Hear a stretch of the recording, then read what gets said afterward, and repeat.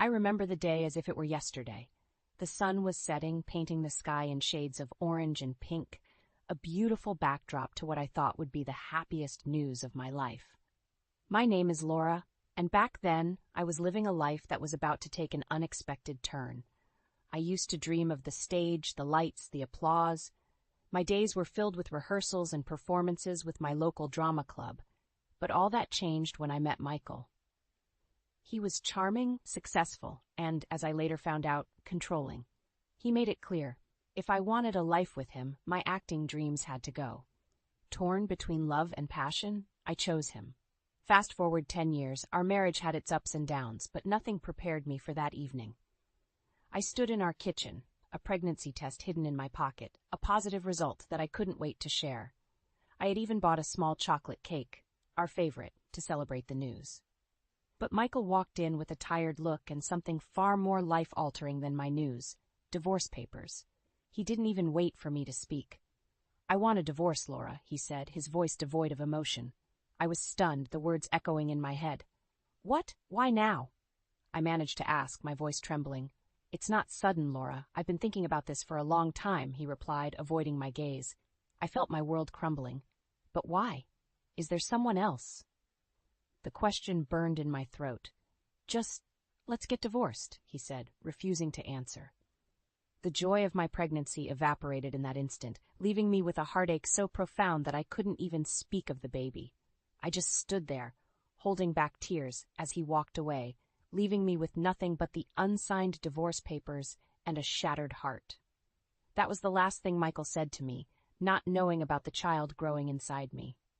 I ended up single again, but this time with a life growing inside me. And maybe, just maybe, it was this unborn child that gave me the strength to endure what was to come. The following years were a blur of sleepless nights and tireless days. Being a single mother was hard, but Emily, my little angel, made every struggle worth it. She had her father's eyes, but thankfully nothing else of him. She was my joy, my miracle. Then, 5 years later, life decided to throw me another curveball. I was at the local supermarket, Emily in tow, when I saw him, Michael. He looked different, disheveled, like life hadn't been kind to him. He was with a young woman, probably in her late 20s, clinging to his arm. The sight of them together twisted something inside me. "Hey, long time no see," he said, a smirk on his face. I forced a smile. "Michael, you've changed." "Yeah, life happens. Who's this?" he asked, nodding at Emily. "My daughter, Emily," I replied, my voice steady. He looked at Emily, then back at me, a puzzled expression crossing his face. "Your daughter? When?" "After our divorce," I said simply. The young woman laughed mockingly. "Oh, the ex-wife. So this is the kid?" Emily looked up at me, her big eyes filled with questions. I squeezed her hand, a silent promise that I'd protect her from the pain I once felt. Michael just shrugged, his attention already back on his companion. "Let's go, Karen. We don't have all day." As they walked away, I looked down at Emily, her innocent face a stark contrast to the ugliness we had just encountered. In that moment, I knew that no matter what, I would never let Michael hurt her, as he had hurt me. Life after Michael was a series of challenges and triumphs.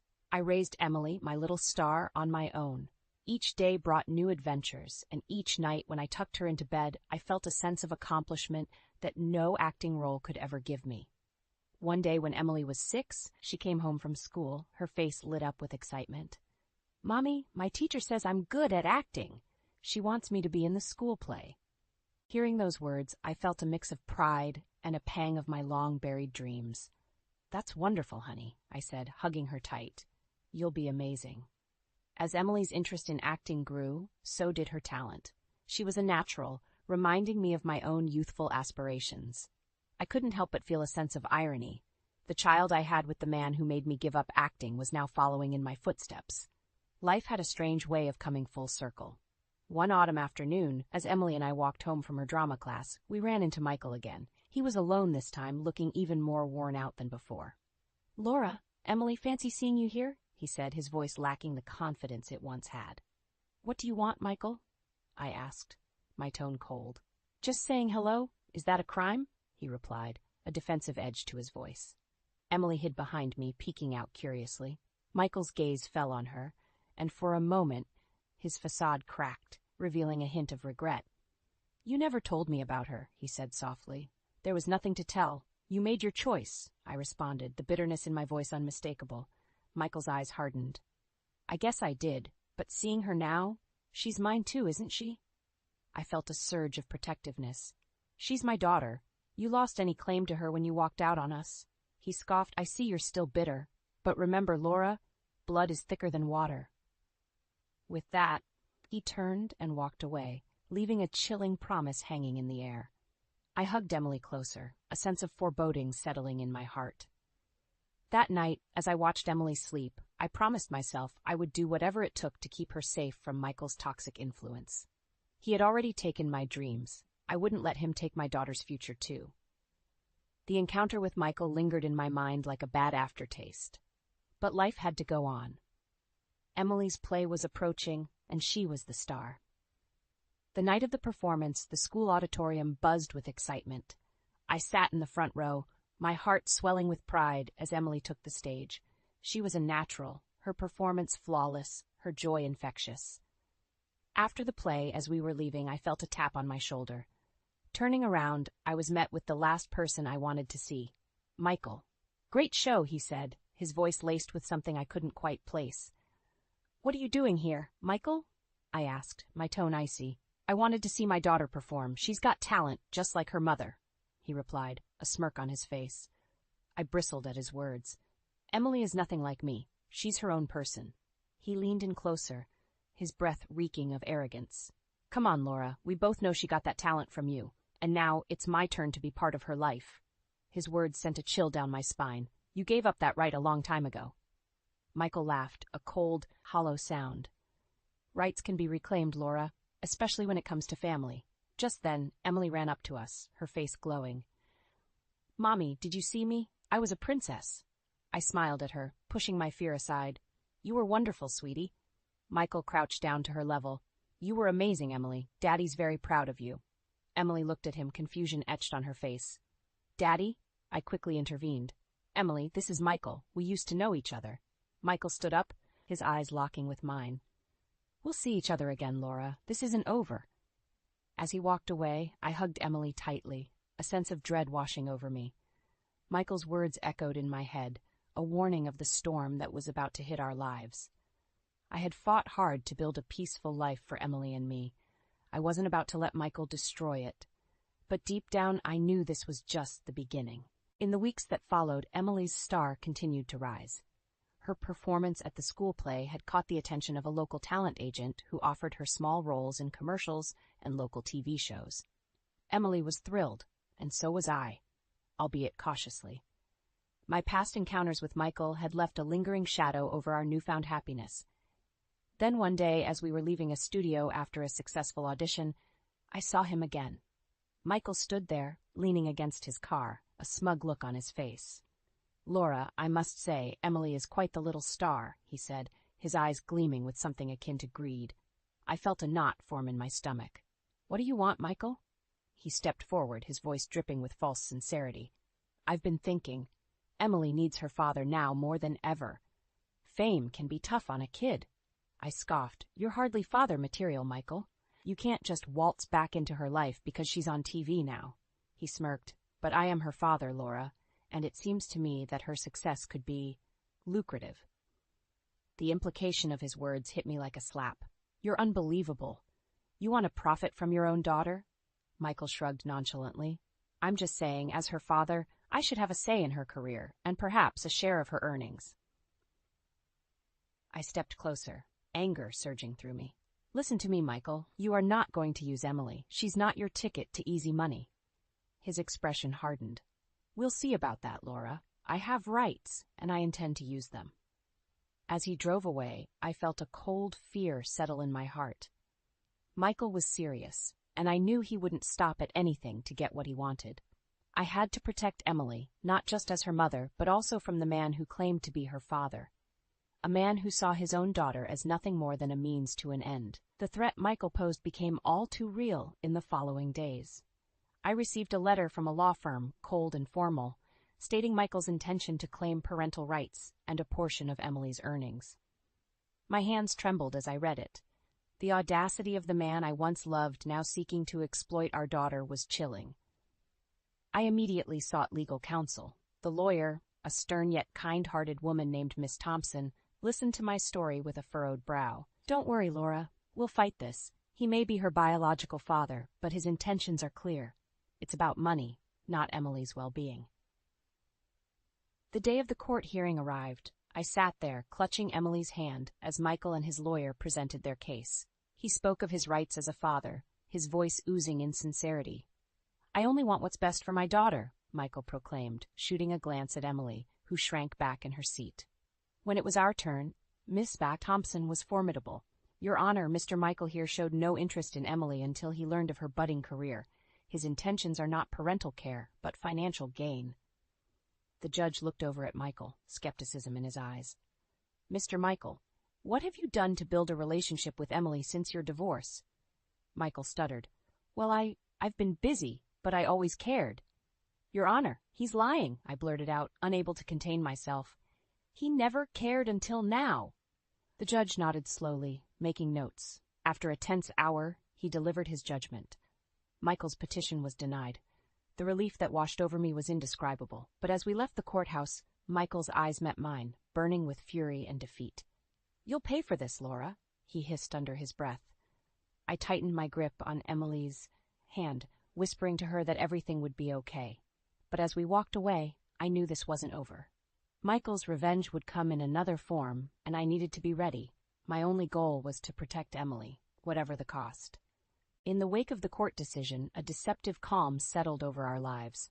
Emily's career continued to flourish, and for a moment it seemed like we could finally move past Michael's shadow. But that peace was shattered one ordinary Tuesday afternoon. I was running late from work, and Emily was at a photo shoot with her manager, Molly. As I hurried towards the studio, my phone rang. It was Molly, her voice laced with panic. "Laura, it's Emily. She's gone." My heart stopped. "What do you mean, gone?" "Michael, he took her." I only looked away for a second, and Molly's voice broke. Rage and fear gripped me. "I'm on my way." I arrived at the studio to find police cars and a crowd of onlookers. Molly was in tears. "I'm so sorry, Laura. I tried to stop him, but he pushed me away." The police took our statements, and I described Michael with a cold fury I didn't recognize in myself. As the reality of the situation sank in, my fear for Emily turned into something fiercer. I wouldn't let Michael harm our daughter. The next hours were a blur of police questions, flashing lights, and the growing pit of fear in my stomach. I posted on social media, pleading for any information on Emily's whereabouts. The response was overwhelming. Emily's fans mobilized, sharing the post, offering help, and providing leads. Then a breakthrough came. Karen, Michael's girlfriend, reached out. She had seen my post and, in a turn of conscience, provided Michael's location. Armed with this information, the police moved swiftly. They found Michael in a rundown motel, Emily unharmed but scared. As they arrested Michael, I held Emily tight, promising her that she was safe now, that I would never let anything like this happen again. The aftermath was a whirlwind of media attention. Michael was charged with kidnapping, but his lawyer argued for a lesser sentence, citing emotional distress. The thought of him getting away with a slap on the wrist was unbearable. But Emily's agency, worried about the public's perception, urged for a settlement. Reluctantly, I agreed, but on one condition. Michael would have no rights to Emily, legally or financially. The settlement was a hollow victory. Michael was free, but his reputation was in tatters. The story of his greed and callousness spread, and he lost his job. Shunned by friends and colleagues, he became a pariah. As for Emily, her bravery and resilience only endeared her more to her fans. Her career continued to soar, and through it all, she remained grounded, her sweet smile a constant reminder of the strength and love that had carried us through the darkest of times. I never thought a simple text message would destroy my marriage. But there it was, glowing on my husband's phone at 2:47 a.m. Can't wait to see you tonight. My name is Harper, and until that moment, I thought I had the perfect life. A beautiful 4-year-old son, a successful husband, and a cozy house in the suburbs that I'd spent countless hours making into a home. I was even starting to get recognition for my graphic design work. Everything seemed right. I wasn't snooping, not really. Ethan's phone had been buzzing repeatedly, and I reached over to silence it so it wouldn't wake him. That's when I saw it, a message from someone saved simply as V. My hands trembled as I stood in our dark bedroom, the blue light from his phone casting strange shadows on the wall. Ethan slept peacefully, one arm thrown carelessly across my empty side of the bed. He looked so innocent, the same man who'd brought me coffee every morning for the past 6 years. "Mommy," Lucas's small voice made me jump. I quickly set the phone down and turned to find my son rubbing his eyes in the doorway, clutching his stuffed dinosaur. "Hey, buddy," I whispered, guiding him back to his room. "Bad dream?" He nodded, climbing into his race car bed. The monsters were chasing me again. I sat on the edge of his bed, running my fingers through his soft brown hair, so much like his father's. "No monsters can get you here, remember? Mommy and Daddy won't let them. Promise. Promise." The word felt like ash in my mouth. After Lucas fell asleep, I returned to our bedroom. Ethan's phone was exactly where I'd left it, but now it felt like a bomb waiting to detonate. I picked it up again, my heart pounding as I scrolled through his messages. The conversation with V went back weeks, filled with inside jokes and subtle innuendos that made my stomach turn. "Coming to bed?" Ethan's sleepy voice startled me. I set the phone down carefully, forcing a smile. "Just checking the time." Lucas had another nightmare. Poor kid. Ethan yawned and rolled over. "You're the best mom, you know that?" I slid under the covers, keeping as much distance between us as possible. "Thanks," I managed to say. As I lay there in the dark, listening to Ethan's steady breathing, my mind raced through the past few months. The late meetings, the business trips that seemed to multiply, the new cologne I'd noticed last week. All the little things I'd dismissed suddenly formed a pattern I couldn't unsee. My sister Emily had warned me about Ethan's charm when we first started dating. "He's too smooth," she'd said. "Nobody's that perfect." But I'd been so sure she was wrong. So certain that our love was different. Morning came too quickly. I watched Ethan get ready for work, noting how carefully he chose his tie, how he checked his reflection just a little too long. He kissed me goodbye like always, but now it felt like a stranger's lips against my cheek. "Big presentation today," he said, adjusting his cuffs. "Might be home late." "Of course," I replied, wondering if V would be there. After he left, I sat at our kitchen island, staring at my untouched coffee until it went cold. The house felt different somehow, larger and emptier, like a stage set where I was suddenly aware of all the props and fake walls.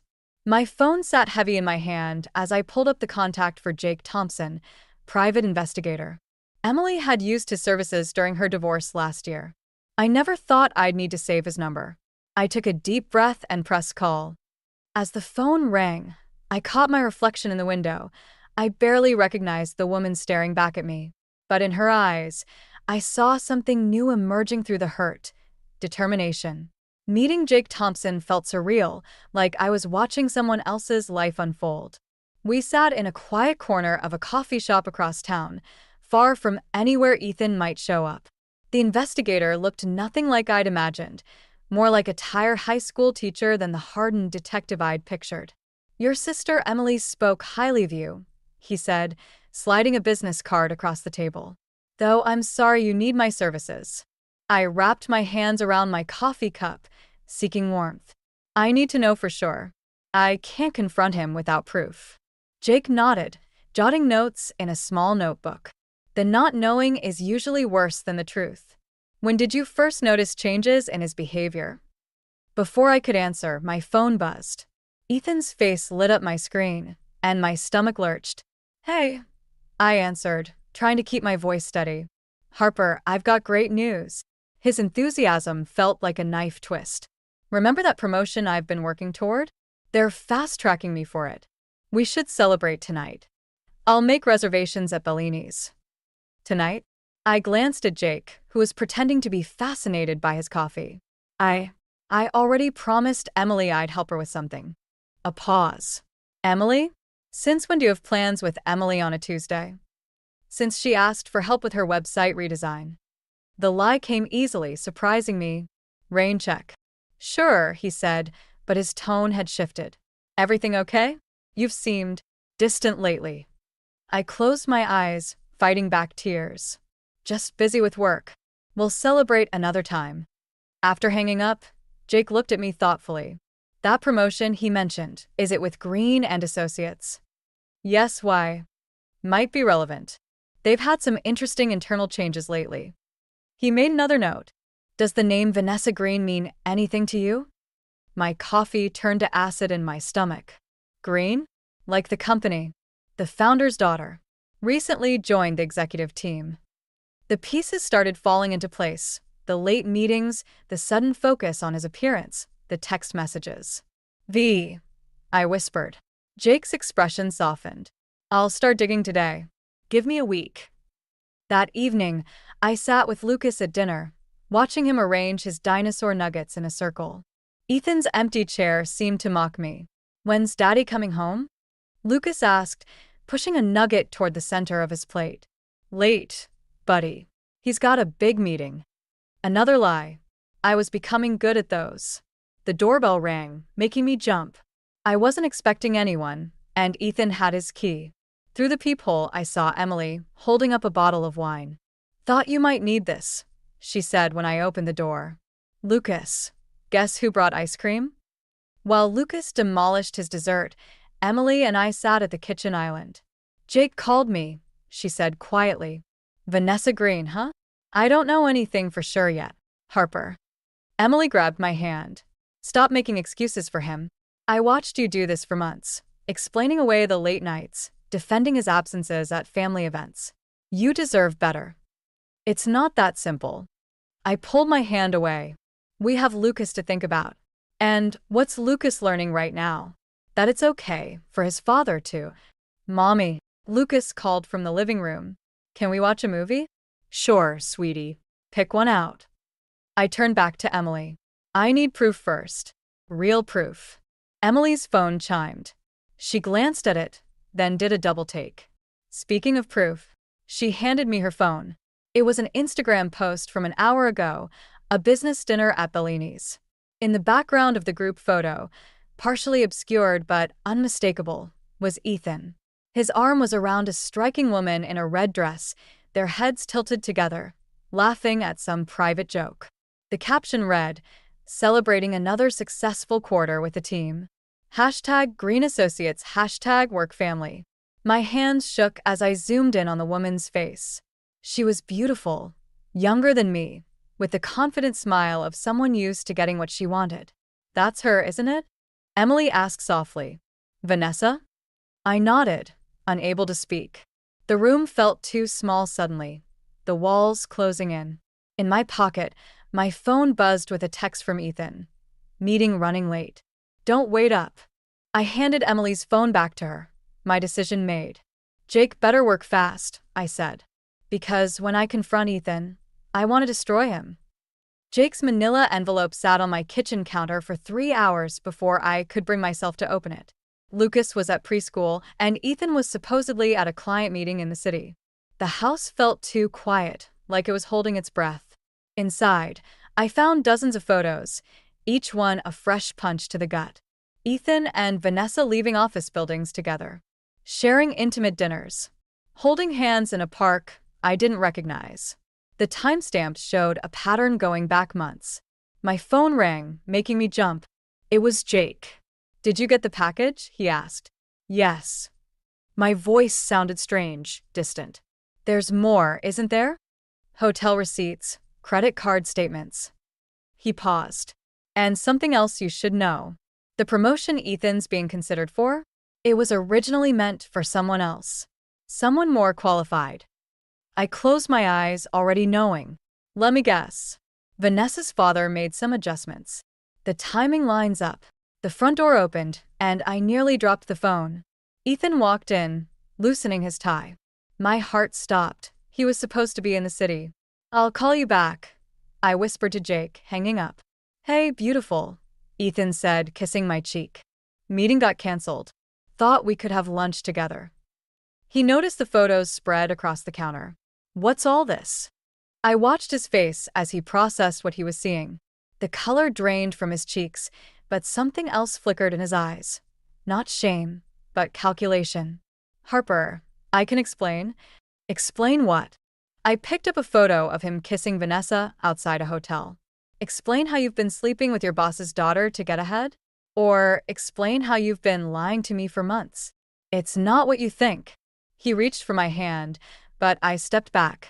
This thing with Vanessa, it's complicated. The company's going through changes and I needed to. To what? Secure your position? Trade our marriage for a promotion. His expression hardened. You don't understand corporate politics. Sometimes you have to play the game. The game? I laughed, but it came out more like a sob. Is that what you call betraying your family?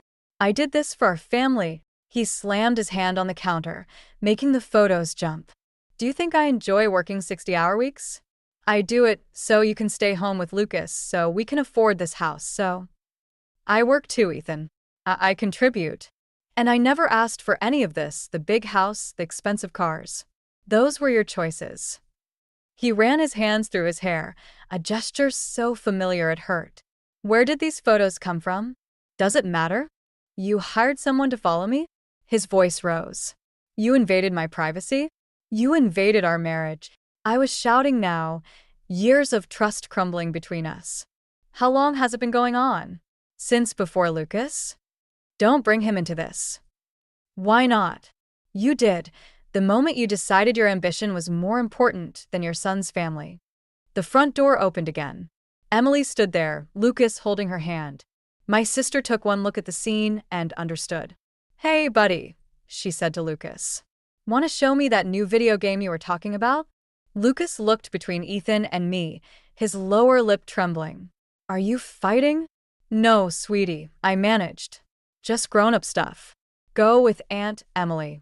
After they disappeared upstairs, Ethan's facade cracked. Please, he whispered. We can work this out. I'll end it with Vanessa. I'll find another job. I picked up another photo, this one of them laughing together at what looked like a company party. Their body language spoke of intimacy, of shared secrets, of betrayal. You know what hurts the most? I gathered the photos into a neat pile. Not the affair. Not even the lies. It's that you really believe you did this for us. Harper. I want you out. My voice was steady now, certain. Today. And when you explain to Lucas why Daddy's not coming home tonight, I hope you remember it was your game that brought us here. I walked upstairs to my son, leaving Ethan standing in the kitchen with the evidence of his choices scattered around him. Each step felt like moving through water, but I kept going. There would be time for breaking down later. Right now, Lucas needed his mother to be strong. Behind me, I heard Ethan's keys hit the counter, followed by the soft click of the front door closing. The first week after Ethan left, I threw myself into work, taking on extra freelance projects to keep my mind occupied.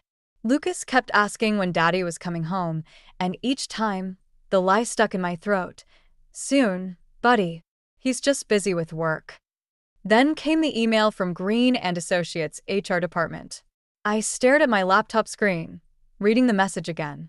They wanted to hire me for a complete website redesign, a massive project that would normally thrill me.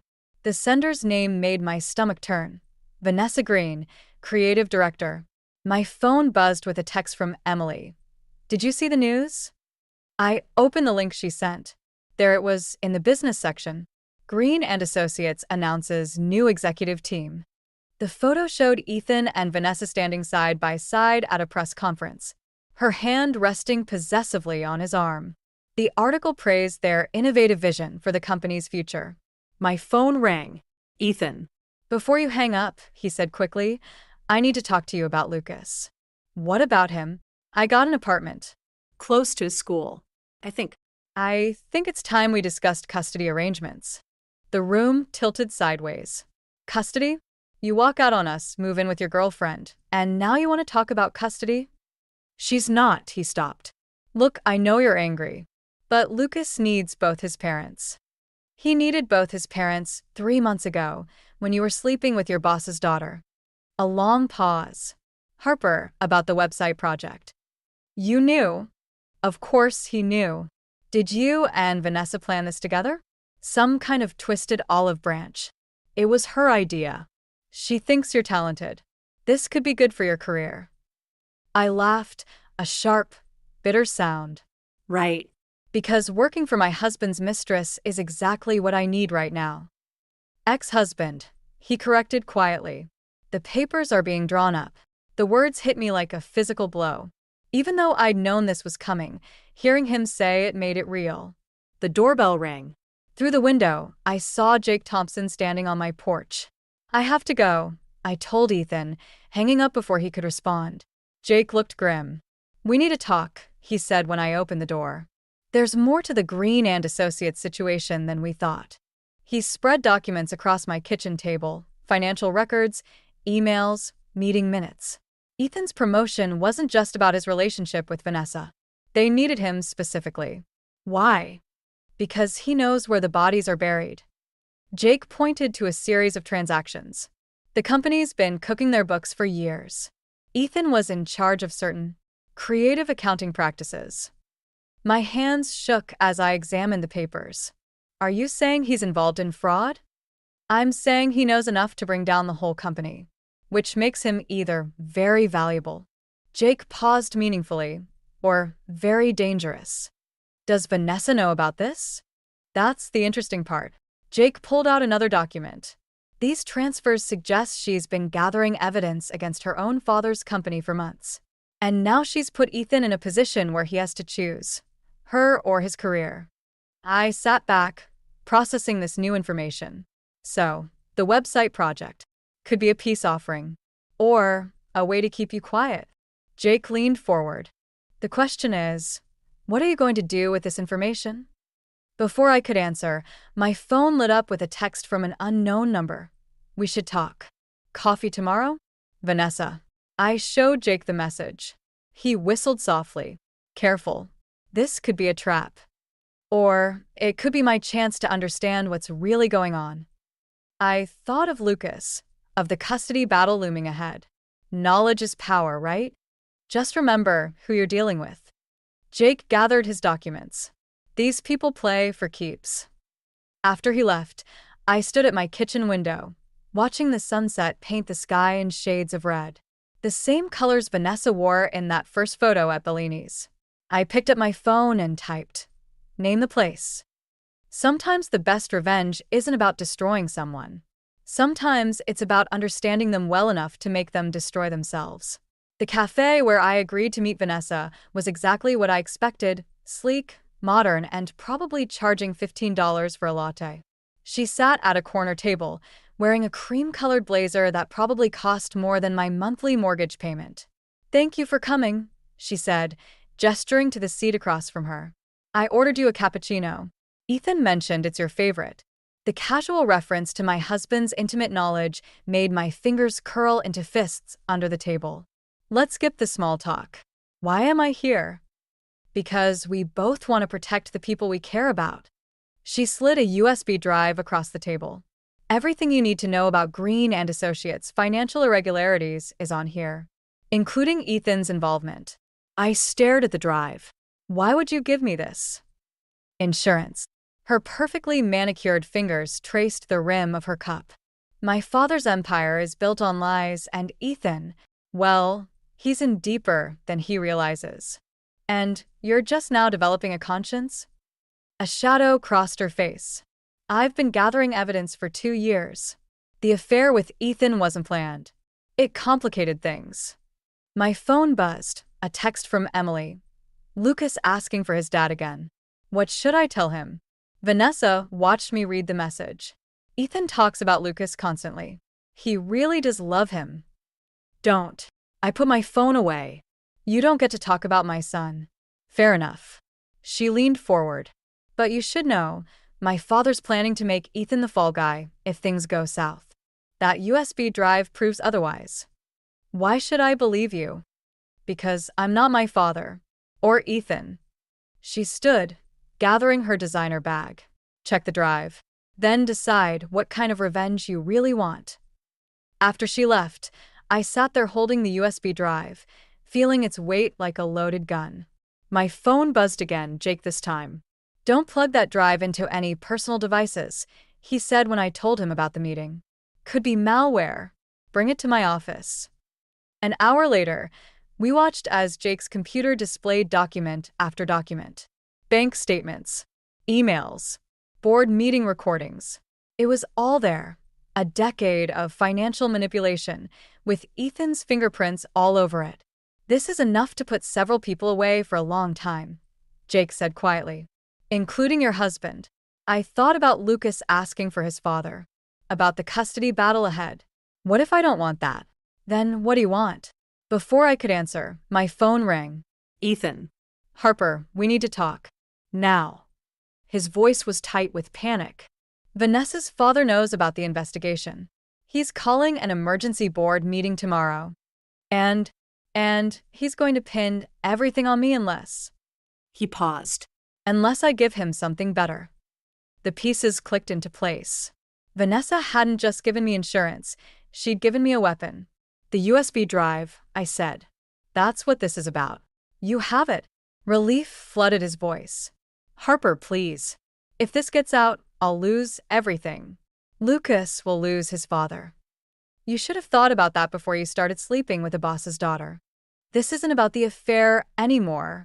He was shouting now. This is about our son's future. No. I cut him off.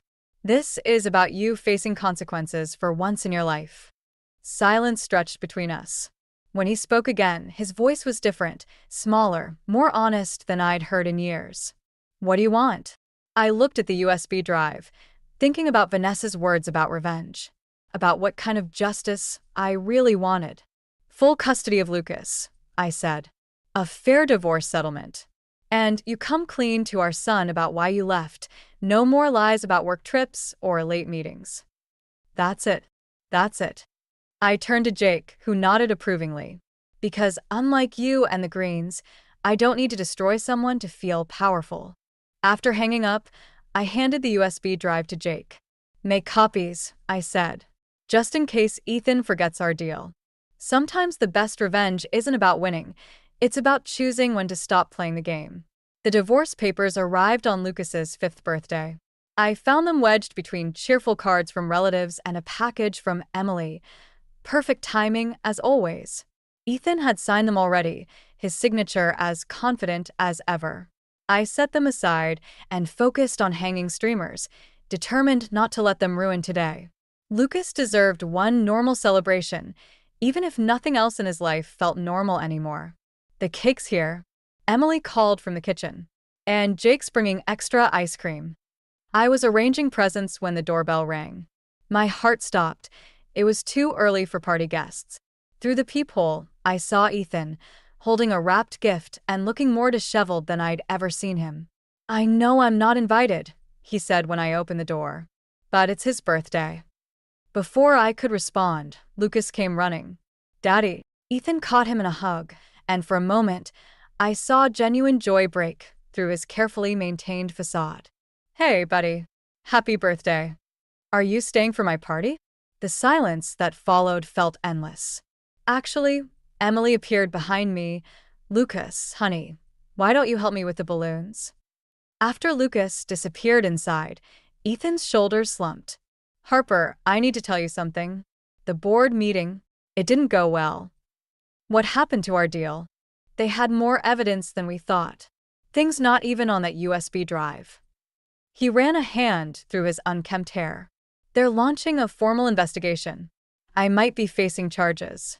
The world tilted sideways. Charges? As in criminal charges. I've been advised to leave the country. His words hit like physical blows. Tonight. What about Lucas? That's why I'm here. I need to say goodbye. Rage rose in my throat. No. You don't get to disappear from his life. Not like this. I don't have a choice. His composure cracked. If I stay, I'll end up in prison. Is that what you want? What I want? I stepped closer, keeping my voice low so Lucas wouldn't hear. I wanted a husband who wouldn't betray his family. I wanted a father for my son who wouldn't run away when things got hard. I wanted. Mom. Lucas called from inside. When are my friends coming? I closed my eyes, fighting back tears. Go inside. Say goodbye if you must. But make it quick. and make it kind. He's 5 years old. He doesn't deserve to carry your guilt. Watching Ethan explain to our son why he had to go away, using words like business trip and special project, was like watching a car crash in slow motion. Lucas's face crumpled with each vague promise about calling and visiting soon. After Ethan left, the party went on as planned. Kids played, cake was eaten, presents were opened. But Lucas's eyes kept drifting to the door, waiting for his father to return. That night, after everyone had gone and Lucas was finally asleep, Emily found me sitting in the dark kitchen, staring at the divorce papers. "You okay?" "I thought I wanted revenge," I said. "To make him hurt like he hurt me. But watching Lucas today, this isn't your fault, isn't it?" I pushed him into a corner with that USB drive. "Stop." Emily grabbed my hands. "Ethan made his choices long before you found out about any of it. He chose the affair, the fraud, everything." My phone lit up with a text from Jake. "Turn on the news." The headline made my blood run cold. Green and Associates CEO arrested in major financial scandal. Below was a photo of Vanessa being led away in handcuffs. Another text from Jake. "There's more. Ethan's not running, he made a deal. Full cooperation in exchange for immunity." I thought about his performance today, his goodbye to Lucas. Even now, he was playing a role, manipulating everyone around him. "Harper." Emily was reading over my shoulder. "What are you going to do?" I picked up the divorce papers, remembering Lucas's tears, Ethan's lies, all the pain of the past months. "I'm going to tell our son the truth," I said. "All of it. Because someone in his life needs to show him what honesty looks like. Sometimes rock bottom isn't where you end, it's where you finally see things clearly." The prison visiting room was colder than I expected. Vanessa sat across from me in an orange jumpsuit, her perfect makeup replaced by dark circles under her eyes. 3 months in custody had stripped away her polished exterior, leaving something raw and honest beneath. "I didn't expect you to come," she said. "Neither did I." I placed the stack of documents between us. But then I found these in Ethan's old office. She glanced at the papers, recognition flickering across her face. "Where did you get those?" "Jake's good at his job." I spread out the emails, correspondence between Vanessa and her father dating back 2 years. "You weren't gathering evidence against your father. You were helping him set up Ethan as the fall guy from the beginning." A ghost of her old smile appeared. "Smart girl. Finally figured it out. What I can't figure out is why. The affair, the USB drive, warning me about Ethan's involvement. Was any of it real?" "All of it was real." She leaned forward. "Just not for the reasons you thought. Ethan wasn't the only one my father needed to control. I was supposed to be his puppet CEO, carrying on the family legacy of fraud and manipulation." "So you used my husband to escape?" "I used your husband because he was already corrupt. The affair." She paused, something vulnerable crossing her face. "That part wasn't planned. Neither was caring about what happened to you and Lucas." My phone buzzed, a text from Emily. "Ethan's here. Looking for you." "He doesn't know you're here, does he?" Vanessa asked. "No." "But he will." I gathered the documents. "Because I'm turning these over to the SEC. They prove your father's long-term manipulation, but they also show Ethan's willing participation. No more immunity deal." "Harper." Her composure cracked. "If you do that, we all go down. Including me." "I know." I stood up. "But Lucas deserves to grow up understanding that actions have consequences, even for the people we love." The guard appeared to end our visit, but Vanessa called out as I reached the door. "I am sorry. About all of it." "I believe you." I turned back. "That's why I made sure the documents show you were coerced by your father. You'll serve less time." Outside, Ethan was waiting by my car. Of course he was. "The SEC called me," he said, his usual charm replaced by desperate anger. "What did you do?" "What you should have done," told the truth. "I was protecting our family." No. I stepped closer, finding strength in my fury. "You were protecting yourself, just like you always have. If you do this, I'll lose everything." You already lost everything. The day you decided that success was more important than integrity. I opened my car door. Lucas deserves better than a father who teaches him that lying is okay as long as you don't get caught. Don't pretend this is about Lucas. His voice turned ugly. This is about revenge. Actually, it's about justice. And teaching our son the difference between the two. As I drove away, I watched him shrink in my rearview mirror. The man I once loved, now looking small and defeated in the prison parking lot. My phone rang. Jake. SEC got the documents, he said. They're moving forward with new charges. You okay? I thought about Vanessa's confession, about Ethan's desperation, about all the lies and manipulation that had brought us here. But mostly, I thought about Lucas and the future I wanted for him. I'm better than okay, I said. I'm free. When I picked up Lucas from Emily's, he ran to me with a drawing, 3 stick figures standing together. Is this us? I asked. He shook his head. It's my wish, for when everything's better. I held him close, breathing in his innocent hope. Sometimes things get better in ways we don't expect, buddy. But they do get better. Sometimes the truth hurts more than the lies. But it's the only foundation strong enough to build a new life on. 1 year later, I stood in my new studio space, surrounded by half-unpacked boxes and the smell of fresh paint.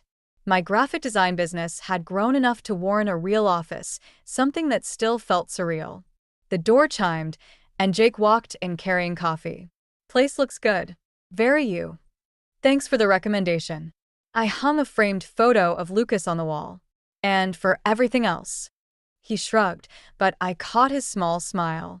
Over the past year, he'd become more than just the investigator who helped uncover my husband's betrayal. He'd become a friend. Heard about Ethan's sentencing, he said, setting down my coffee. 3 years. I adjusted the frame, making it perfectly level.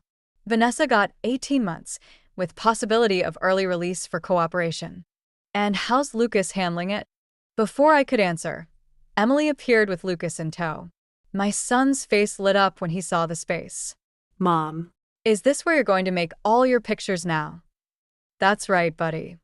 I watched him explore the room, touching everything with curious fingers. He seemed taller somehow, more sure of himself. The weekly therapy sessions were helping. Mail came to my place for you, Emily said, handing me an envelope. I recognized Ethan's handwriting immediately. The return address was the federal prison where he'd started serving his sentence last month. You don't have to read it, Emily said softly. But I did. Because somewhere between revenge and forgiveness, I'd found something else. Peace. Dear Harper, Lucas's drawing arrived yesterday. The one of his science project. He's getting really good. Must take after his mother. The counselor here says I should be honest in these letters, so here's the truth. I think about that night you found the message on my phone. How different things might be if I'd just been brave enough to be honest then. Or better yet, brave enough to be the man you thought I was. I understand now why you did what you did with those documents. It wasn't revenge. It was a lesson in accountability. One I needed to learn. One I hope I can teach Lucas someday, even if it's by being an example of what not to do. I know I have no right to ask anything of you, but please keep sending the drawings. They remind me what matters. Ethan? Mom? Lucas tugged at my sleeve. Can I put my dinosaurs on your desk? I folded the letter, tucking it away. Sure, buddy. But first, help me hang this up.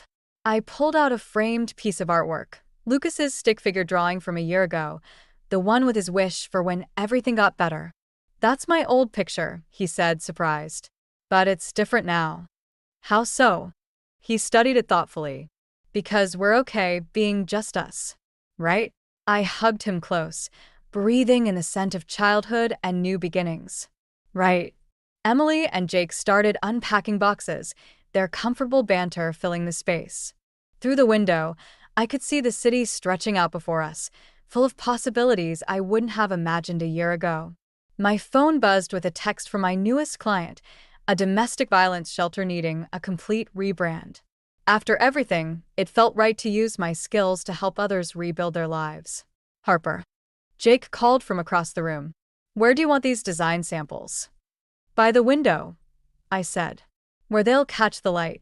Lucas had moved on to arranging his dinosaurs on my desk, creating little stories for them in whispered voices. Stories about adventure and courage, about falling down and getting back up. I touched the frame of his drawing one last time before joining the others. Sometimes the happy ending isn't about getting everything you wanted. Sometimes it's about discovering that what you need was inside you all along. The strength to stand alone, the courage to forgive, and the wisdom to know the difference between justice and vengeance. And sometimes, just sometimes, it's about letting your son arrange plastic dinosaurs on your desk while the people who stood by you help unpack boxes in your new beginning. I stared at the plate of food in front of me, Derek's words still ringing in my ears. Wow, Lo, I didn't think it was possible, but your cooking gets worse every day. I sighed, setting down my fork. Is it really that bad? I asked, trying to keep the hurt from my voice. Derek scoffed, leaning back in his chair. Worse. I wouldn't even feed it to a stray dog. You can't cook, you can't clean, and you can't even give me a kid. What good are you? His words cut deep, piercing the fragile remnants of my self-esteem. I opened my mouth to respond, but his mother, Gwen, beat me to it. Now, Derek, she chided, though her tone held no real reproach. Don't be too hard on the girl. It's not her fault she's a failure in every sense of the word. I flinched, her insult stinging like a slap to the face. It wasn't the first time they'd belittled me, and I knew it wouldn't be the last. Living with Derek and his mother was a constant battle, a war of attrition against my very soul. As I cleared the table and set about washing the dishes, my mind drifted back to the countless times I'd tried to conceive, only to be met with disappointment and Derek's scathing remarks about my inadequacy. The words barren and useless echoed in my mind, taunting me with my perceived failures. Little did they know, I had recently discovered something that would change everything. While scrolling through social media forums, I came across a series of posts made by Derek himself, mocking my lack of culinary skills and expressing his desire for a divorce. He painted himself as the victim, a man trapped in a loveless marriage, seeking sympathy from strangers online. As I finished the dishes and retreated to the solace of my bedroom, I couldn't help but feel a sense of determination rising within me. For too long, I had allowed Derek and Gwen to diminish me, to strip away my sense of self-worth. But no more. It was time to take control of my life, to break free from the shackles of their cruelty. I knew the road ahead wouldn't be easy, but I was ready to fight for my happiness, my dignity, and my future. This was just the beginning, the spark that would ignite a fire of change, burning away the chains that had bound me for far too long. The next morning, I awoke to the sound of Derek's voice, already berating me for some perceived failure. Leela, where's my clean shirt? I have an important meeting today, and you couldn't even do one simple task.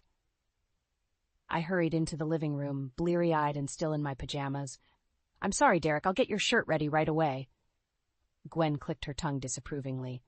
Honestly, Lila, it's like you don't even try. No wonder my son is so disappointed in you. I bit my tongue, holding back the retort that threatened to spill forth. Instead, I scurried to the laundry room, grabbing Derek's freshly pressed shirt from the pile of clean clothes. As I handed it to him, he snatched it from my grasp, his expression one of disdain. Took you long enough. At this rate, I'll be late for work. I'm sorry, I mumbled, but he had already turned away, his attention focused on his phone. The rest of the day passed in a blur of monotony. I went to work, enduring the usual drudgery of my insurance job, only to return home and face the endless cycle of chores and criticism. Derek and Gwen seemed to take particular delight in pointing out my every flaw, no matter how insignificant. Did you even bother cleaning the bathroom today? Gwen sneered as I entered the kitchen to start dinner. Of course I did, I responded, my voice weary. Well, it doesn't look like it, Derek chimed in, his tone dripping with contempt. But I guess I shouldn't be surprised. You're useless at everything else. Why would cleaning be any different? I fought back tears as I turned my attention to the stove, determined not to give them the satisfaction of seeing me break. Little did they know, their constant jabs were only fueling the fire burning within me, a fire that would soon consume their complacent cruelty. As the evening wore on, another source of tension emerged: Derek's gambling addiction. He had been losing money at an alarming rate, and the stress of his mounting debts was palpable. "You need to get your shit together," Gwen hissed, her voice low but venomous. "If you keep pissing away our money like this, we'll end up on the street." Derek slammed his fist on the table, his face flushed with anger. "Back off, Mother. It's none of your business how I spend my money." "It is when you're gambling away our future." Gwen shot back, her eyes blazing with fury. I watched the exchange unfold, a twisted sense of satisfaction creeping over me. Their dysfunction, their toxicity, it was all coming to a head, and I knew it was only a matter of time before the whole house of cards came crashing down. As I lay in bed that night, the weight of Derek's emotional and financial abuse pressing down on me, I made a decision. No more would I be the victim, the punching bag for their cruelty. It was time to take control, to exact my revenge and reclaim my life. The thought filled me with a sense of determination, a steely resolve that would carry me through the battles to come. Derek and Gwen had no idea what was in store for them, but they would soon learn the true cost of their actions. The breaking point came a few nights later, when Derek stormed into the house, reeking of alcohol and anger. "Where the hell is my dinner, woman?" he slurred, his words slurring together. I stepped out of the kitchen, wiping my hands on a towel. "It's almost ready, Derek. Just give me a few more minutes," he sneered, his eyes narrowing. "That's what you always say. Useless, just like everything else you do." Before I could respond, Gwen chimed in from the living room. "Don't talk to her like that, Derek. She's trying her best." "Her best?" he spat, rounding on his mother. "Her best is pathetic. I should have left this worthless sack years ago." Something inside me snapped at his words. Years of pent-up frustration, anger, and resentment came bubbling to the surface, and I couldn't hold it back any longer. "That's enough," I shouted, my voice trembling with fury. "I've had it with your constant abuse, your endless belittling. I'm not going to take it anymore." Derek's eyes widened, caught off guard by my sudden outburst. "What did you just say to me?" "You heard me," I continued, emboldened by my newfound courage. "I'm done being your punching bag, your emotional doormat. I deserve better than this, better than you." Gwen opened her mouth to interject, but I cut her off with a sharp glare.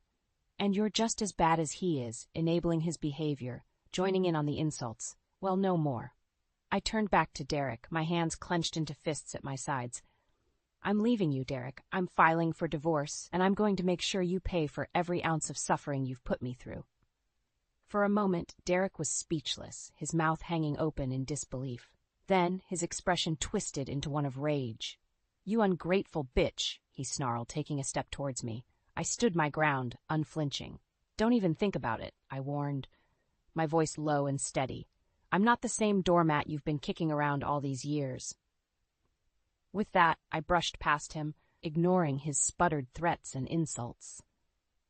I quickly packed a bag with some essentials and headed for the door, my heart pounding in my chest.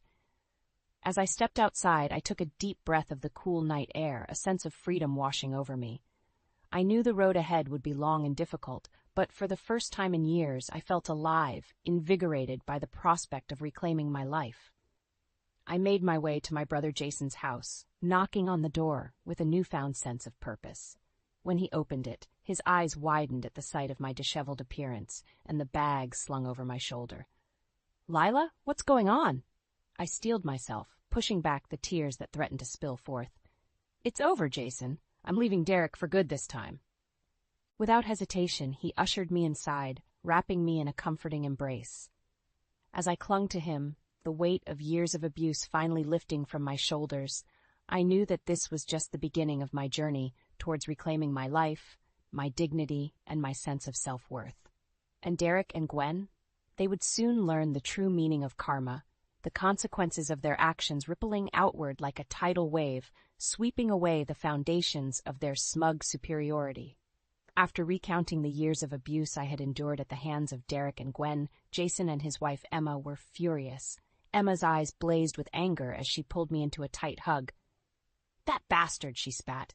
"How dare he treat you like that? You don't deserve any of this, Lila." Jason nodded in agreement, his jaw clenched. "We're going to make him pay for what he's done. You have our full support, sis." I felt a wave of relief wash over me, grateful for their unwavering support. With their help, I knew I could finally break free from Derek's toxic grip. Over the next few days, we hatched a plan. First, I contacted a divorce lawyer to begin the legal process of separating from Derek. The lawyer assured me that with the evidence of his abuse and financial misdeeds, I had a strong case for securing alimony and a sizable settlement. Next, we turned our attention to building a solid case against Derek. Jason and Emma helped me gather documentation of his gambling debts, his online rants, and any other evidence we could find to expose his true nature. "We need to hit him where it hurts," Emma said, her voice steely with determination. "That money-grubbing prick needs to learn that there are consequences for his actions." It was then that I remembered Derek's estranged aunt, May. She had always been critical of his behavior, and she held the keys to the family inheritance. If we could get her on our side, it would be a devastating blow to Derek and Gwen. I reached out to May, explaining the situation and pleading for her help. At first, she was hesitant, but as I revealed the depth of Derek's cruelty and Gwen's complicity, her resolve hardened. "That boy has always been a disappointment," she fumed, "and to think his mother enabled such despicable behavior? It's unforgivable." With May on board, our plan began to take shape. She agreed to withhold the inheritance from Derek and Gwen unless they made amends for their actions, essentially leaving them financially destitute. As the preparations continued, I couldn't help but feel a sense of empowerment coursing through me. For years I had been the victim, cowering in fear and submission. But now the tables had turned, and it was my turn to dictate the terms of our engagement. Derek and Gwen had no idea what was coming, but they would soon learn the true price of their cruelty. With each step we took, I could feel the weight of their oppression lifting, replaced by a newfound strength and determination. This was more than just revenge, it was a reclamation of my dignity, a declaration that I would no longer be defined by their abuse. I was taking back control of my life, and nothing would stand in my way. As the plan solidified, I found myself growing more confident, more assertive. The old Lila, the meek and submissive doormat, was gone.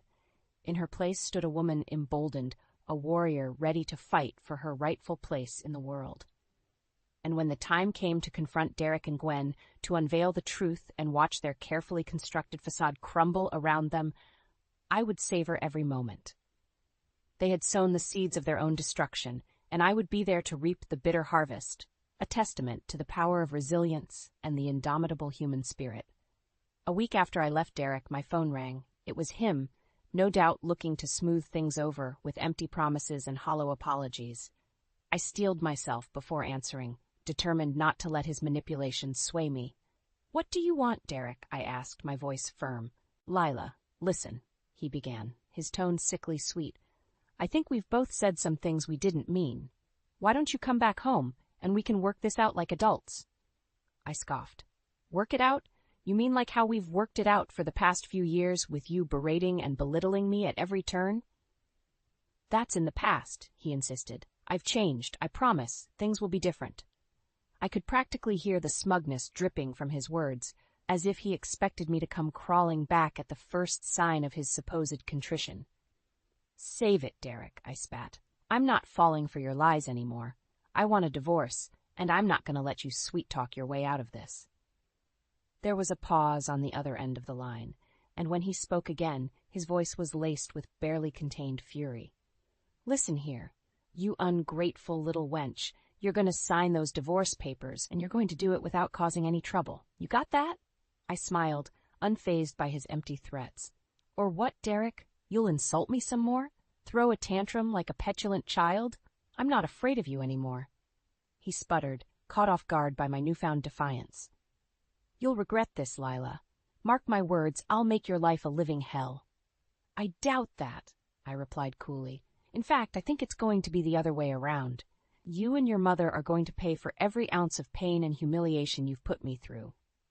With that, I ended the call, a sense of triumph surging through me. The old Derek, with his empty bravado and hollow threats, no longer held any power over me. Over the next few days, Jason, Emma, May, and I finalized our plan. We gathered all the evidence we could find, from financial records to social media posts, painting a damning picture of Derek's misdeeds and Gwen's complicity. As the day of our confrontation approached, I could feel the anticipation building within me. This was the moment I had been waiting for, the chance to strip away their false bravado and expose them for the cruel, vile people they truly were. We rehearsed the confrontation, going over every detail with meticulous care. I practiced my lines, my body language, determined to project an aura of confidence and strength that would leave no room for doubt. Finally, the day arrived. I took a deep breath, steeling my nerves as I approached the house I had once called home. Even from the outside, I could sense an uneasy cleanliness, as if Derek had already moved on and brought his mistress in before our separation was finalized. As I stepped inside, the stale air hit me like a slap in the face, a reminder of the oppressive atmosphere that had once permeated these walls. But now the tables had turned, and it was my turn to dictate the terms of our engagement.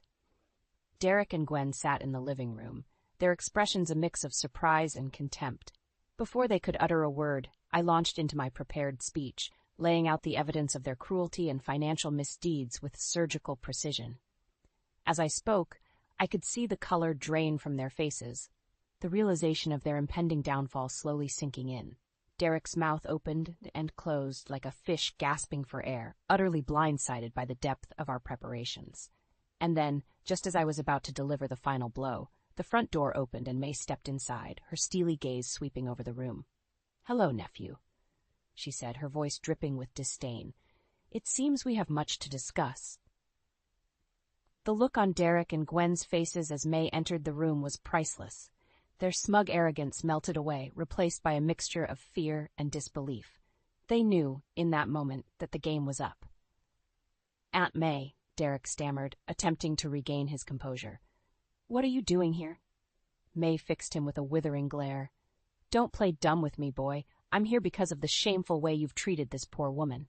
She gestured towards me, her lips pressed into a thin line. Gwen, never one to back down, tried to interject. "Now, May, I'm sure there's been a misunderstanding. Derek and Lila are just going through a rough patch, that's all." "A rough patch?" May scoffed.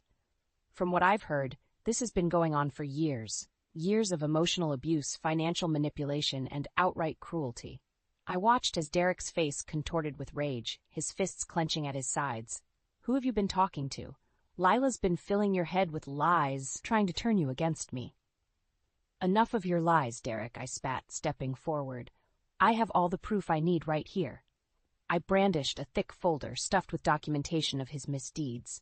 Gwen's eyes widened as she caught sight of the folder, and her complexion paled. "Derek, what have you done?" Before he could respond, I launched into my prepared speech, laying out the evidence of his gambling addiction, his financial mismanagement, and his vile online rants about me. With each word, I could see the confidence draining from their faces, replaced by a growing sense of dread. "And that's not all," I continued, my voice ringing out with newfound strength.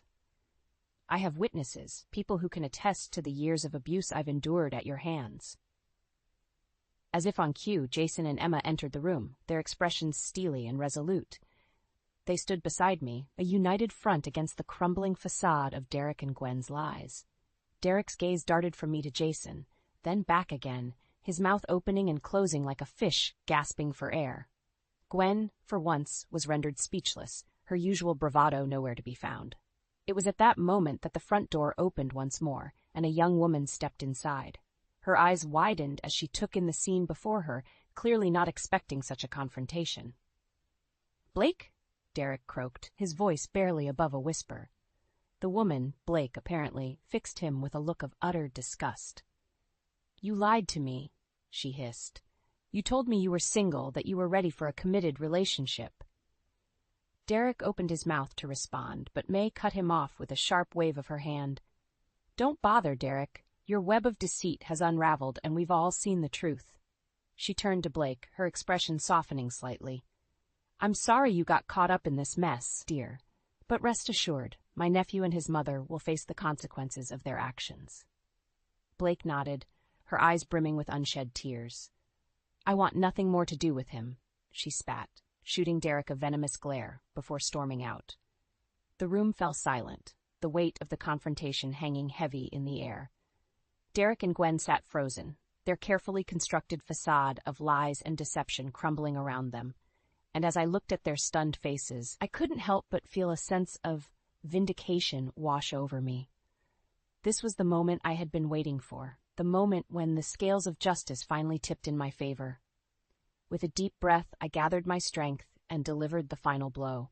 Derek, Gwen, your reign of terror is over. I'm suing for alimony and restitution, and I won't stop until you've paid for every ounce of suffering you've caused me. Their reactions were priceless, a mixture of disbelief, anger, and fear that left me savoring the sweet taste of revenge. They had sown the seeds of their own destruction, and now they would reap the bitter harvest. As I turned and walked out the door, Jason and Emma by my side, I felt a weight lift from my shoulders. The shackles of oppression had been broken, and I was finally free.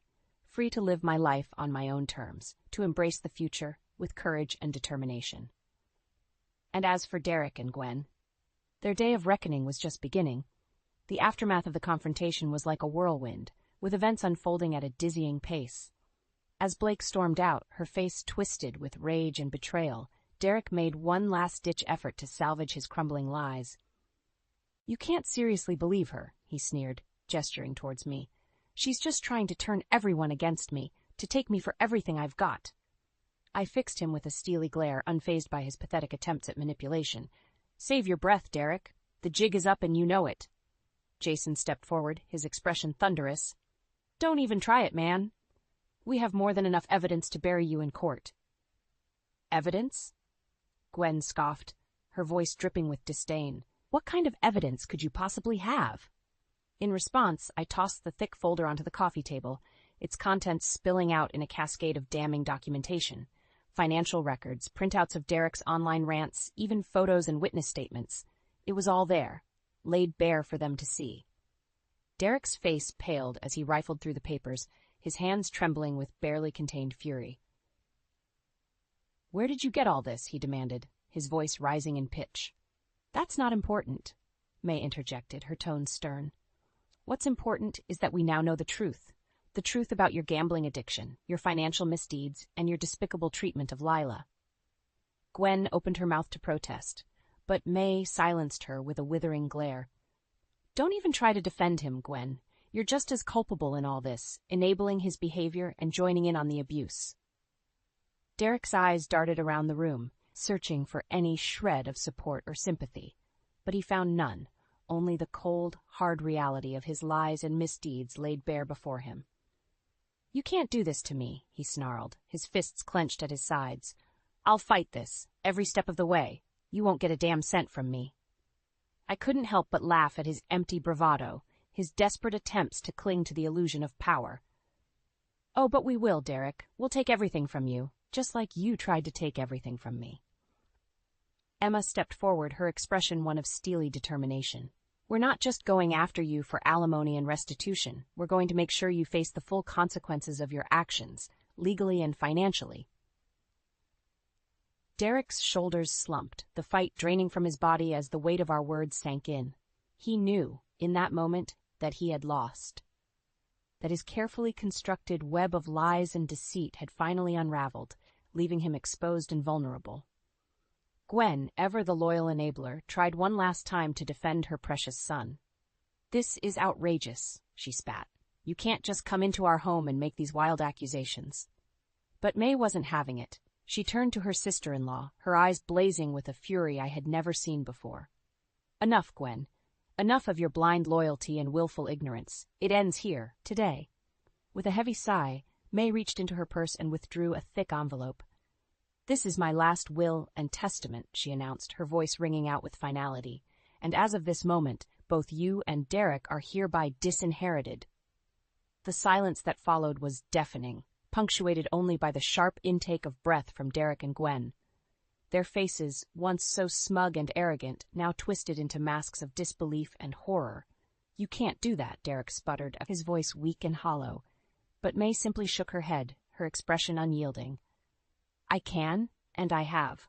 Consider it the price you must pay for your cruelty and deceit." And just like that, the final piece of the puzzle fell into place. Derek and Gwen, stripped of their ill-gotten wealth and inheritance, were left to face the harsh reality of their actions. Their world, once so carefully constructed on a foundation of lies and manipulation, had crumbled to dust. As I looked at their defeated faces, I couldn't help but feel a sense of triumph wash over me. This was the moment I had been waiting for, the moment when justice was finally served, when the scales were balanced in my favor. And as I turned and walked away, leaving Derek and Gwen to wallow in the wreckage of their own making, I knew that this was just the beginning. The future was mine to shape, to mold into something beautiful and fulfilling, a future free from the shackles of their oppression. The road ahead would be long, but for the first time in years, I felt truly alive, empowered by the knowledge that I had taken back control of my life. And as for Derek and Gwen, well, they would have plenty of time to reflect on the consequences of their actions, to learn the bitter lesson that karma has a way of evening the score. The weeks that followed were a whirlwind of legal proceedings and emotional upheaval. True to my word, I pursued alimony and restitution from Derek with relentless determination, leaving no stone unturned in my quest for justice. With the mountains of evidence we had gathered, my lawyer made short work of Derek's feeble attempts at defense, his gambling debts, his online rants, and his emotional abuse. It was all laid bare for the court to see, painting a damning picture of his true character. Derek and Gwen, now disgraced and disinherited, could do little more than seethe in impotent rage as the legal system ground them down, stripping them of their ill-gotten wealth and privilege. With each court ruling in my favor, I could see the life draining from their eyes, the realization setting in that their reign of terror was truly at an end. And through it all, I stood tall and unwavering, bolstered by the support of Jason, Emma, and May. They were my rock, my foundation in the face of Derek and Gwen's increasingly desperate attempts to salvage their crumbling empire. "You'll regret this, Lila," Derek spat one day after a particularly devastating court ruling. "Mark my words, you'll never know peace as long as I'm breathing." I fixed him with a steely glare, his empty threats bouncing off me like water off a duck's back. "Save your breath, Derek. You've lost, and you know it. It's time you accepted the consequences of your actions." With those words, I turned and walked away, leaving him to stew in his own impotent rage. His threats were hollow, his power stripped away by the weight of his own misdeeds. As the legal battles raged on, I found myself slowly shedding the shackles of my past, the weight of Derek and Gwen's oppression lifting from my shoulders. With each victory, each hard-won settlement or ruling in my favor, I felt a renewed sense of strength and determination, a fire burning within me that could not be extinguished. And as the dust finally settled, the final judgments handed down, I found myself in a position I never could have imagined. Financially secure, emotionally liberated, and finally free from the chains of my toxic marriage. Derek and Gwen, on the other hand, were left destitute and disgraced, their once lofty status crumbling around them like a house of cards. May had seen to it that they were evicted from the family home, left to fend for themselves in the harsh reality they had so callously inflicted upon others. As I stood in my new apartment, surrounded by the trappings of my newfound independence, I couldn't help but feel a sense of pride and accomplishment wash over me. I had fought the good fight, weathered the storm of their cruelty, and emerged victorious, a testament to the indomitable human spirit and the power of resilience.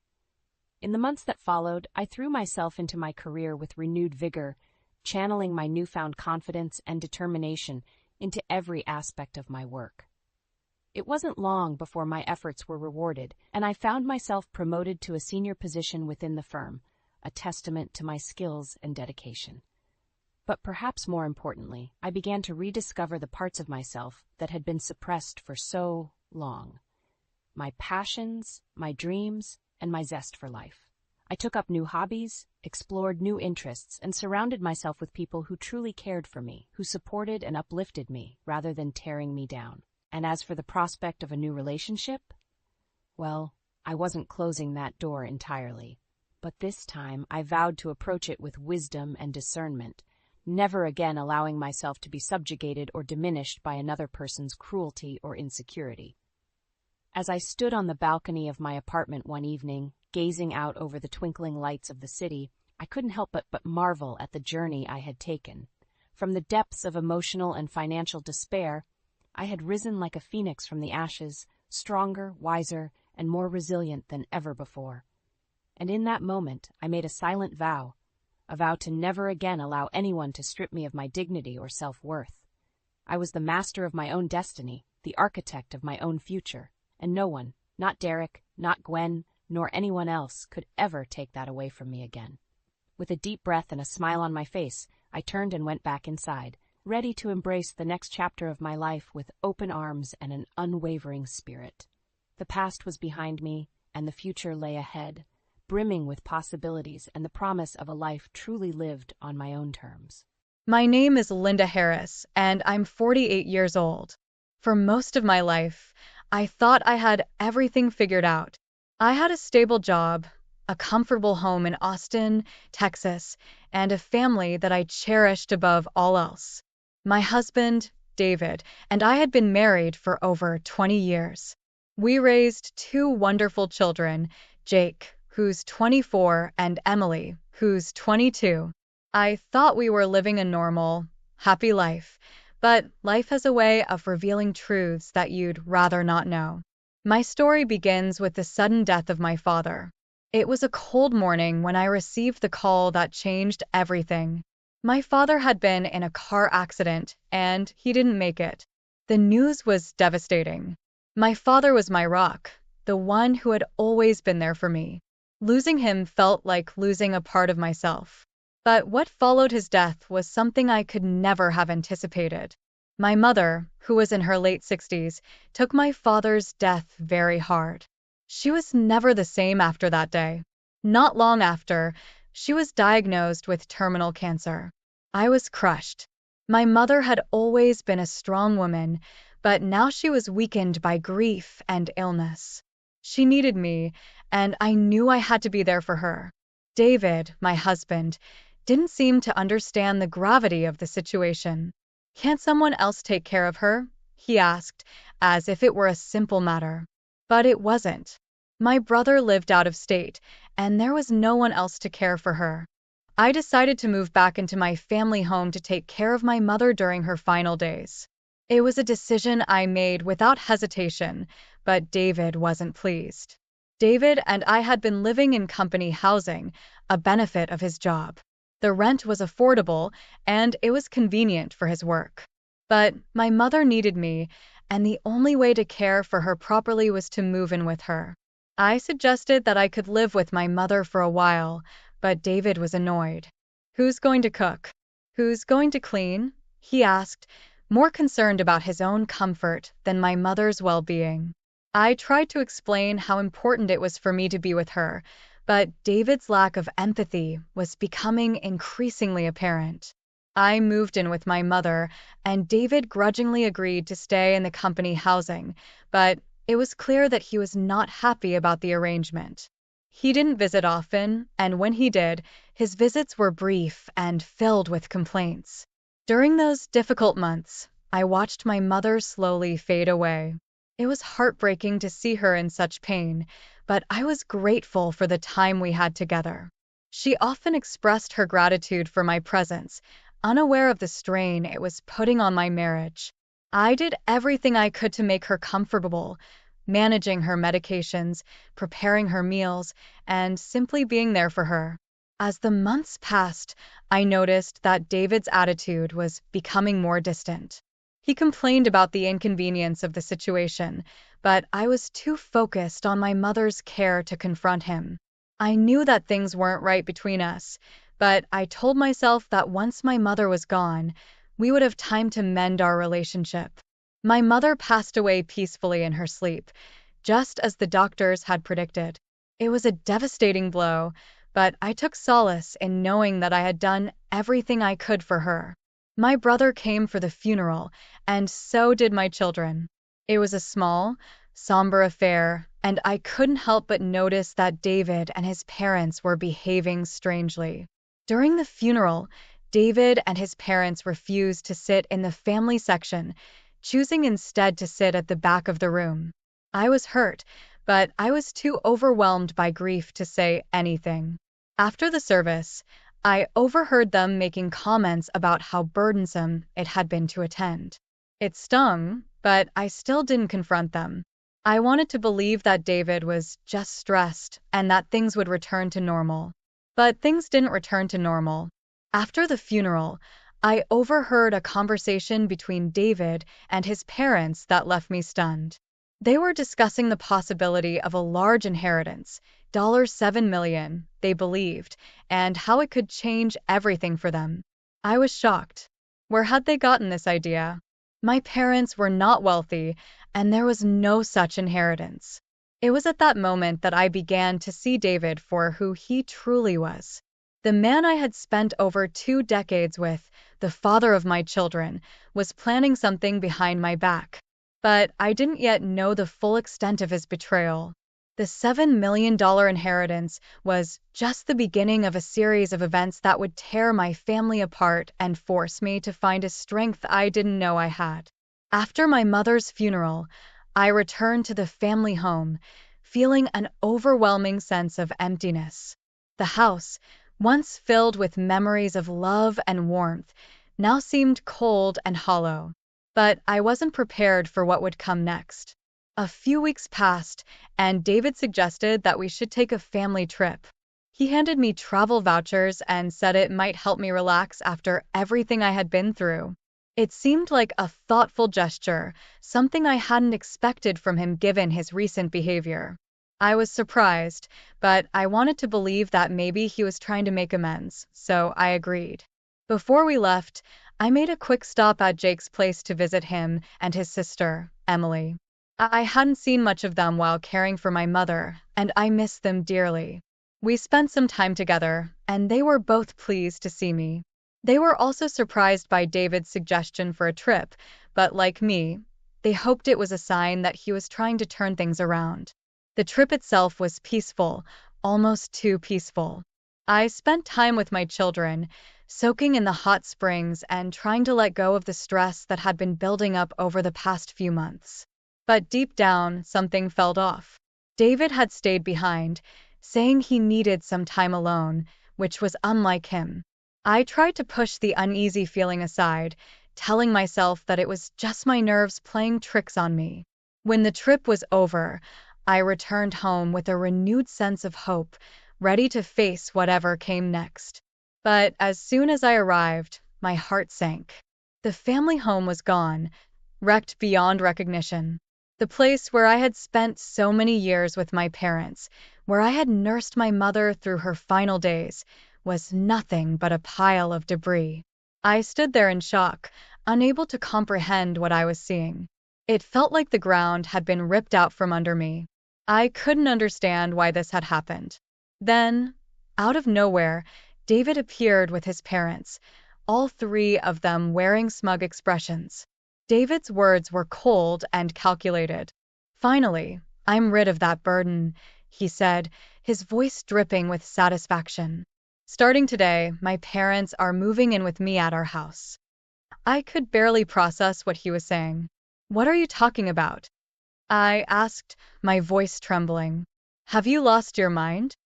But deep down, I knew exactly what was going on. They had wrecked the house, my family home, because they believed there was a $7 million inheritance waiting for them. David had assumed that by destroying the house, he could push me to claim this imaginary fortune and bring it to him. I stood there, feeling an intense mixture of anger, betrayal, and heartbreak. I couldn't believe that the man I had shared my life with, the father of my children, had done something so cruel, all for the sake of money that didn't even exist. And the worst part was, David wasn't alone in this. His parents had been part of the plan from the start. They stood there, waiting for me to hand over the inheritance, but there was nothing to give. I couldn't help it. I burst out laughing. It was the kind of laughter that comes from utter disbelief, from the realization that everything you thought you knew was a lie. "There's no inheritance," I finally managed to say through my laughter. "You wrecked the house for nothing. There's nothing left." Their smug expressions quickly turned to confusion, then anger. "What do you mean, no inheritance?" David demanded, his face turning red. But I didn't answer him. I was done explaining myself. The truth was out, and there was nothing more to say. I walked away from the wreckage, leaving David and his parents to stand in the mess they had created. The house might have been gone, but I wasn't about to let them walk away from this unscathed.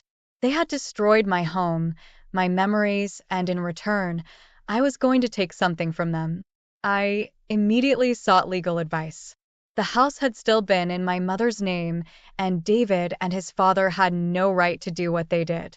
As it turned out, they had used David's father's connections in the construction industry to carry out the wreckage themselves, without any legal permission. They had even given me those travel vouchers to ensure I was out of the way while they carried out their plan. It was clear to me that they had gone too far, and I was determined to make them pay for what they had done. I wasn't just fighting for myself. I was fighting for my parents, for the memories they had left behind, and for the dignity that David and his family had tried to strip away from me. The battle was far from over, and I was ready to see it through to the end. When I walked away from the wreckage of my family home, I knew there was no turning back. The love I once felt for David was replaced with a resolve to fight for what was right. I couldn't allow him or his parents to get away with what they had done, not after they had destroyed everything I held dear, all for a non-existent $7 million inheritance. I met with a lawyer the very next day.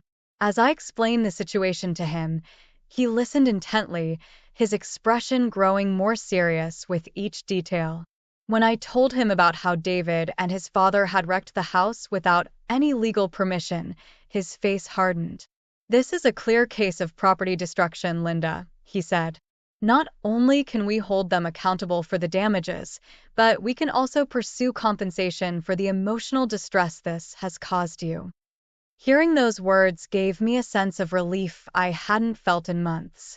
Finally, someone was on my side, someone who believed in my fight for justice. My lawyer moved quickly, filing a formal complaint against David and his father.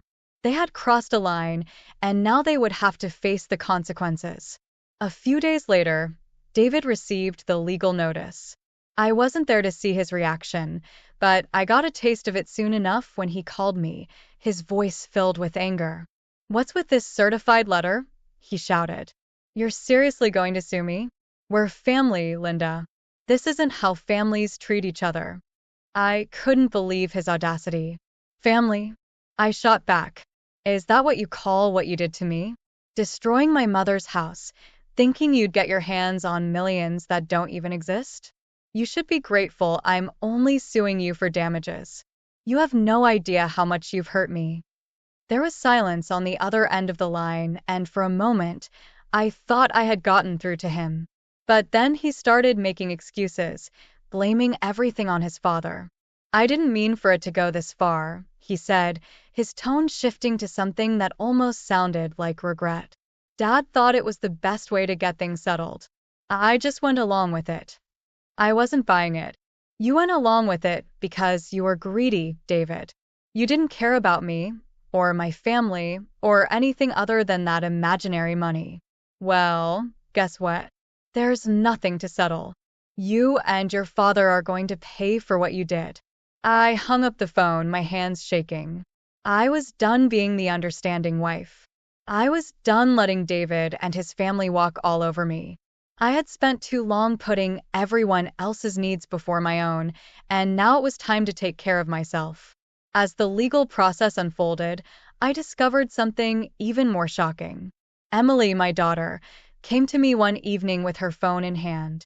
"Mom, you need to see this," she said, her voice trembling with anger. She showed me a listing on a popular online marketplace. There, in full view, were my mother's belongings, her cherished possessions, the ones that had survived the wreckage of the house. My heart sank as I realized what this meant. "Who's selling these?" I asked, my voice barely above a whisper. "It's Grandma," Emily said, her face pale. She's selling everything that was left from the house. Dad must have given her access, and now she's just selling them like they're junk. I felt sick to my stomach. It wasn't enough for them to destroy the house. Now they were profiting off my mother's memories. I knew I had to act fast. I called the police, reporting the theft of my mother's belongings. My lawyer assured me that we could pursue charges for the theft as well, adding to the already mounting case against David and his family. The investigation moved quickly. David's mother's account on the marketplace was shut down and the items were pulled from sale. I was able to recover most of what she had listed, but the damage was done. The betrayal cut deeper than I could have ever imagined. These were the people I had once called family, and now they were little more than strangers who had taken everything from me. As if this wasn't enough, the final blow came when David's father was diagnosed with terminal cancer. I found out when David called me, his voice frantic and desperate. "Dad's dying, Linda. What am I supposed to do?" I was stunned by the news, but I couldn't find it in me to feel sympathy. The man who had wrecked my life was now facing his own mortality, and instead of feeling sad, I felt a strange sense of justice. "I don't know, David. Maybe you should reflect on how you treated my parents when they were sick. Maybe you'll find some answers there." David didn't say much after that. His father's death came quickly, and with it, the final unraveling of everything they had tried to build. In his will, David's father left his house to Jake, my son, an ironic twist, considering everything that had happened. Jake, determined not to let history repeat itself, decided to have the house demolished, just as David had done to my family home. The wreckage of that house felt like the closing of a chapter, one that had been filled with pain, but also with a newfound strength I never knew I had. David and his mother were left with nothing, no house, no money, and no family to support them. And as much as I wanted to feel sorry for them, I couldn't. They had made their choices, and now they were living with the consequences. I, on the other hand, was ready to start anew, leaving the past behind and focusing on the future that lay ahead. In the weeks following David's father's death and the demolition of his house, I began to see everything in a new light. The destruction of my family home, the betrayal by my husband, and the theft of my mother's belongings had all taken a toll on me, but they had also revealed something important: my own strength. I had survived the worst of it, and now it was time to move forward. Jake, who had inherited his grandfather's house, made a decision that surprised me. "Mom," he said one day, "I'm going to build a new house on the land where Grandpa's house stood. I want you to come live with us when it's ready. You don't have to be alone anymore." His offer filled me with warmth. I had been living with Emily while everything was being sorted out, and as much as I loved my daughter, I knew I couldn't stay with her forever. Jake's fiancée was supportive of the idea, and for the first time in a long while, I felt like I had a place where I truly belonged. I agreed to move in with Jake once the house was built. It was a fresh start, a chance to rebuild not just a home, but a life that had been shattered by greed and betrayal. I was determined not to become the kind of mother-in-law that David's mother had been. Instead, I wanted to be a source of support and love for my son and his future wife. As for David and his mother, they had fallen on hard times. With no house and no savings, they were forced to move into a small company-owned apartment. I heard from mutual acquaintances that they were struggling, but I felt no desire to reach out. They had made their choices, and now they had to live with the consequences. The irony wasn't lost on me. David and his mother were now in the very position they had tried so hard to avoid by wrecking my family home. Meanwhile, I finalized the legal matters. David finally paid the damages and compensation from what little he had left of the inherited assets. The money didn't matter to me as much as the principle. It was a final act of accountability, something that had been missing for far too long. As I settled into life with Emily and awaited the completion of Jake's new house, I found myself reflecting on everything that had happened. The $7 million inheritance that David and his parents had been so obsessed with had never existed, but the cost of their greed had been very real. They had lost everything: house, family, dignity, while I had gained something far more valuable, a new sense of purpose and a chance to start over. When Jake's house was finally completed, I moved in with him and his fiancée. The house was beautiful, filled with light and warmth, a stark contrast to the darkness that had clouded my life before. For the first time in a long time, I felt at peace. I knew the road ahead wouldn't be easy, but I also knew that I was no longer alone. I had my children, my new home, and the knowledge that I had stood up for myself when it mattered most. In the end, the past was behind me, and a new chapter was just beginning. And this time, it was one I was writing on my own terms.